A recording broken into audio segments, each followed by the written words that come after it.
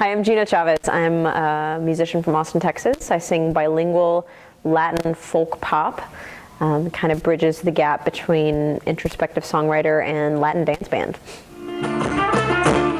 Sorpresa, no hay buses, hoy las noticias gritan con comprador, mejor tomate una cosa, ganaron las manos de esta velocidad. I very intentionally wrote a bilingual album. I think one, because I'm still learning Spanish, so for me to write a full-length album, you know, it may take me a little while to do that.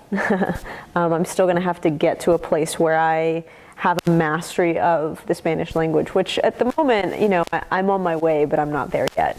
I think, you know, songs are almost like poetry, and writing that in your own native language is often tough, you know, because it requires being able to play with language. And so when you're still learning about a culture and the types of vocabulary they use, or, you know, still learning about idiomatic phrases and things like that, it's hard to play with a language when you're still learning it. There's a lot of people like myself who really gravitate towards a bilingual album. You know, I might have a song that's bilingual, so it's maybe mostly in English, but the chorus is in Spanish, you know.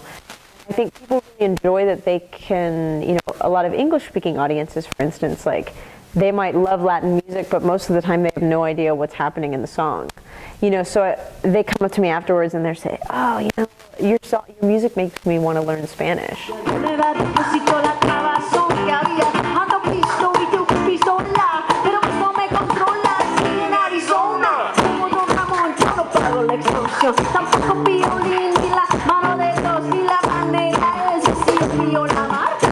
I found a lot of dualities, you know, not only English and Spanish, you know, being a Latina, but being a gringa, being a Catholic and being a lesbian. Like, you know, there were just a lot of different things that were coming out. You know, there was a lot of language about, you know, kind of my own privilege, but, you know, wanting to do more, or language about the earth. You know, and just kind of these different themes started rising, and I was reading a book, and the word uprooted kind of jumped out from the page at me, and I was like, that's it. You know, because even the word in and of itself doesn't quite know where it is. You know, how can something be both up and rooted at the same time? And that's kind of how I feel. It's like I feel like I'm nowhere. I'm not quite sure where I've landed. And at the same time, I feel like I'm exactly where I'm supposed to be.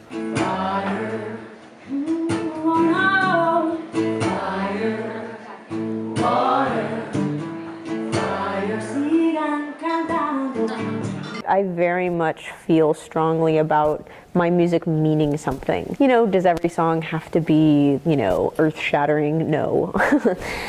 Is it okay to just have fun with music? Yes, of course. You know, but I do feel like at the end of the day, I want to look back at a career of music that has told other people's stories, allowed a voice for the voiceless, been a platform for something greater than just me. It was a very natural progression for us to unite music with Niñas Arriba. It was kind of out of necessity, but it also is a very natural thing, because for me as a musician, you might say it's on brand. You know, it's something that fits within what we want to do with music anyway. And so that's been kind of the beautiful thing, is to see the marriage of those, and then see people come out. And those are the shows that they want to come to, because they know they can go, you know, see a great show and help girls go to college. And then they get to know these girls because we knew them. You know, we get to be the bridge to bring these beautiful young women to our communities. I may have taken off my microphone, but I'm still here with you, because I'm still here with B-Side Magazine. And that was my awesome interview with them. Thank you. Do you want me to do it again? That was good. That was good.